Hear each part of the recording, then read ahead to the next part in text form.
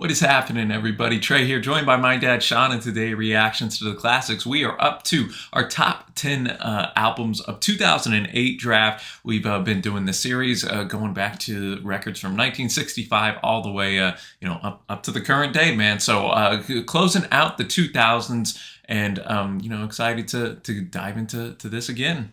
Yeah, I am as well, guys. So a reminder how it works. Trey gets first pick today. I get second, third. We switch next year. Pay close attention. Let us know who you think won. And also give us your top 5 or 10 albums, if you care to, at the bottom when this thing is over. Also, if you're a patron, then you get to vote on one of these albums for our album listening party once a month on YouTube. If you're not a patron, we'd appreciate the support. Check out the Patreon link below, the Patreon link on the end screen. As I said, Trey, you got first pick. Kick us off. Yeah, I'm going to be going with what I think one of the great bands of really the 21st century, band that I was privileged enough to see just a couple weeks ago, and they so impressed me, man. It's going to be Fleet Fox's self-titled debut record right here. Went to top 5 in the UK, actually, as well. Robin Pecknold is one of the great singers, I think, of this decade as well. And man, he really showcases it there. If you don't know, Fleet Foxes are able to blend that indie and folk sound together in a very beautiful and lush way a lot of the times. White Winter Hymnal, probably their most popular track, kind of has become a more modern day staple around Christmas time. It has, man. That's hard to do, too. Oh, yeah, but there's a lot of greatness on there just past that, right? We have Your Protector, one of their best, most epic songs, and then my personal favorite, and maybe my favorite song by them in general, we have Blue Ridge Mountains. So if you're a fan of just a strong instrumentation and songwriting, man, check out Fleet Foxes if you haven't already. It has a lot of acclaim too from various publications as one of the best albums of the decade. So. Yeah, man, and the harmonies on there are unreal. Yeah. So they definitely have unique sound. That would have made my list, Trey, but you took it, although I wouldn't have taken it first. My first pick is a band that I really, really enjoy, but I've only ever put together like their top tracks. I've never listened to an album start to finish, and I listened to their debut a couple of years ago, and now this one, Gaslight Anthem, the 59 sound. Their second album is absolutely tremendous. I knew the hits, but wow, it's just so good. Enemy 9 out of 10, Pitchfork 8.6 out of 10. Brian Fallon, the lead vocalist, is just tremendous. Obviously, the title track is quite famous, but Great Expectations is right up there with it, a little 2.5-minute ditty, and then Old White Lincoln and The Backseat are the highlights for me. Yeah, I don't know a lot of Gaslight Anthem, but you're missing out. I do know the title track, which is a really great, just kind of has that classic kind of American rock type of sound. Exactly. All right, well, my second pick is someone I've never heard of, and probably most of you haven't either.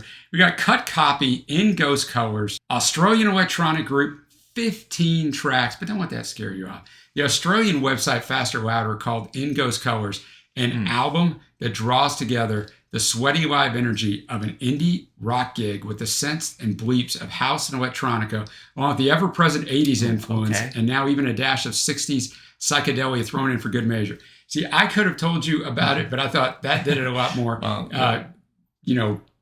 concise than I could have done it. No, that intrigues me, man. I know you recommended this. I definitely got to give this a spin. Yeah, a lot of 80s sounds to it, which I don't always love, but I'm getting to love more. Highlights for me, So Haunted, Hearts on Fire, Lights and Music, and Far Away. What do you got, Trey, for your 2 and 3? All right. Going up next is going to be MGMT's Oracular Spectacular.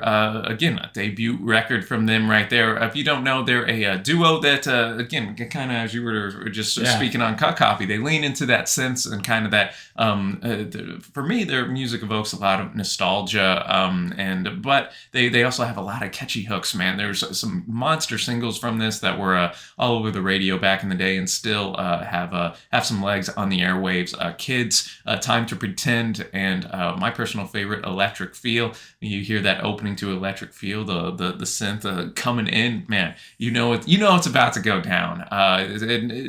Good summer record as well, as we're kind of closing out the summer right here, and it is able to kind of have that nostalgic feel while recognizing the fleeting nature of youth. So got to give them a shout right there. And then My number 3 pick is going to be La Disputes, somewhere at the bottom of the river between Bega and Altair. Their second record, they're a Minnesota post-hardcore band. I've been a fan of theirs for almost a decade now, probably. I've seen them live many times. They put on one of the best live shows I've ever seen. So they're a great band. Their vocalist Jordan Dwyer, he's maybe not going to be for everybody. He kind of has a blend of spoken word / very passionate, kind of punky type vocals. So very unique outfit and band right there. Great rhythm section in particular. And the album's title is derived from an Asian folktale, which the lyrics kind of follow to. Real life connotations of the record are of 2 divorces that vocalist Jordan Dwyer knew at the time. And so we kind of took some inspiration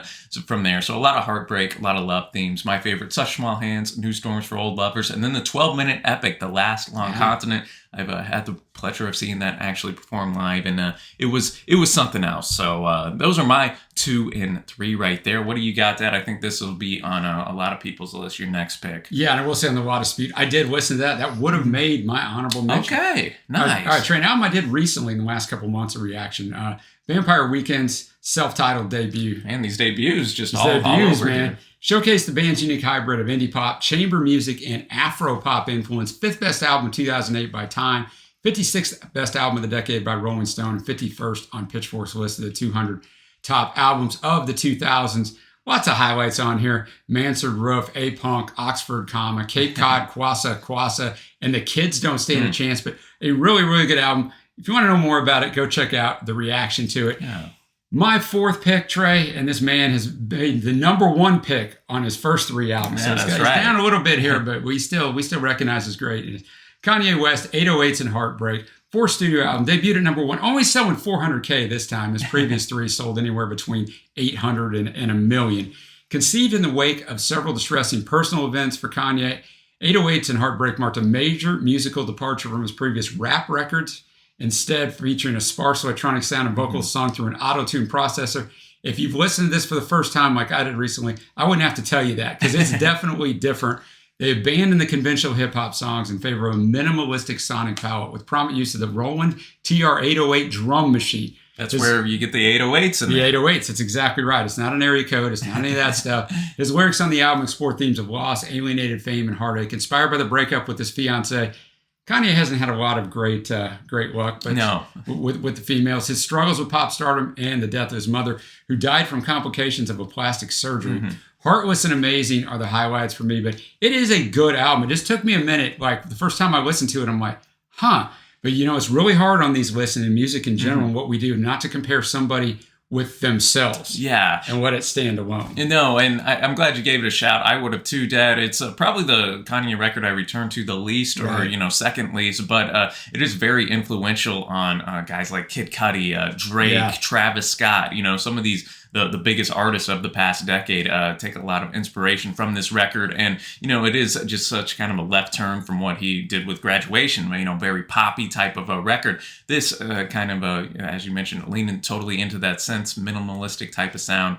And, I do think it still, deserves that shout. Yeah, and a lot of stuff I read talk about that. It's not his best album, but maybe his most influential for the reasons you mentioned. And also, you got to give him credit for the fact that he did the left turn, because he could have just stayed doing what he was doing and just kept counting the Benjamins, which he was doing anyway. But it does take courage for an artist to take that left turn. All right, Trey, what do you got at number 4? This is not an album I listened to. Well, I'm going with, we're going to stay in the hip-hop lane with the best record by this man, Lil Wayne's The Carter 3, his 6th record, debuted at number 1, selling an astronomical 1 million copies in his first week. Just insane. It's 6 times platinum, won the Grammy for Rap Album of the Year. Big single Lollipop off this was number 1 for 5 non-consecutive weeks. And, it just kind of showed that Wayne had taken over the musical world for a time there. He did, man. This record, like a lot during this time, Dad, had leaked a couple of different times, which I think, ironically, just built the hype I think for it this helped. record when it dropped. Would it have sold 1 million if those leaks hadn't already been out? Who knows? Wayne really prolific in his output with a bunch of mixtapes around this time as well. So, everybody was ready for this. And I mean, this is just a star-studded guest feature list from Jay-Z, T-Pain, Kanye, Busta Rhymes, all these major artists in the mid-2000s, man.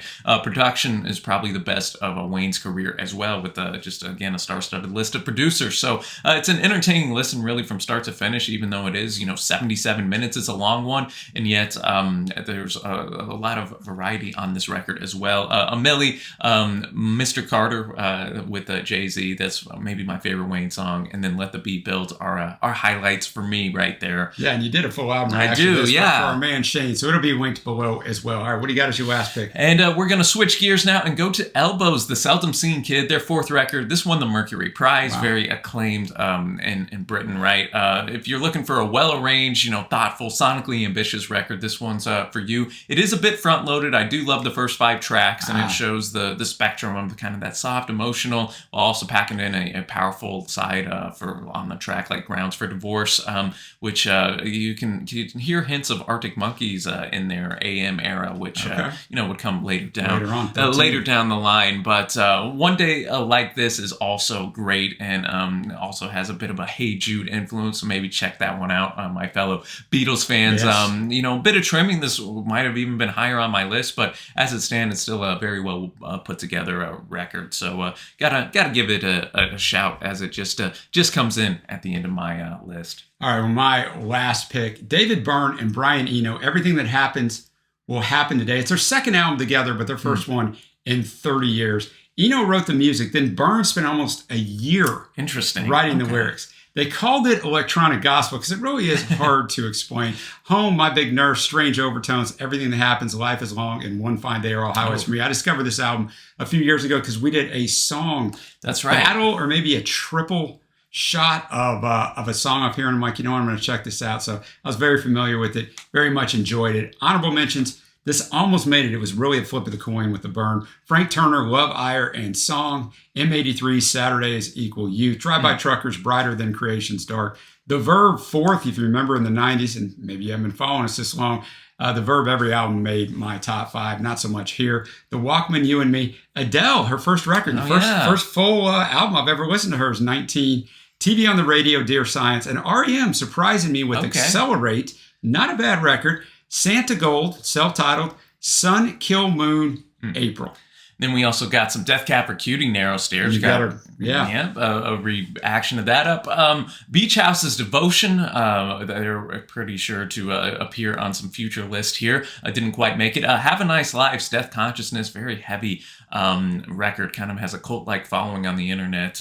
Maybe give that a spin. Coldplay's Viva La Vida, one of the more popular records of the year. Love that title track, but pretty solid record, start to finish. Flying Lotus, one of the most ambitious and creative producers to come, I think, in the past 10, 15 years with his record Los Angeles. And then Portishead's record third. I'm not as big on Portishead as many people are. But, I'm not either, but I recognize it. Just not my thing. It's still a solid album. So let us know, y'all, which records from 2008 you were digging down in the comments below, and which list that you prefer, mine or Sean's. And we'll be back to finish out the decade next week as we go to 2009.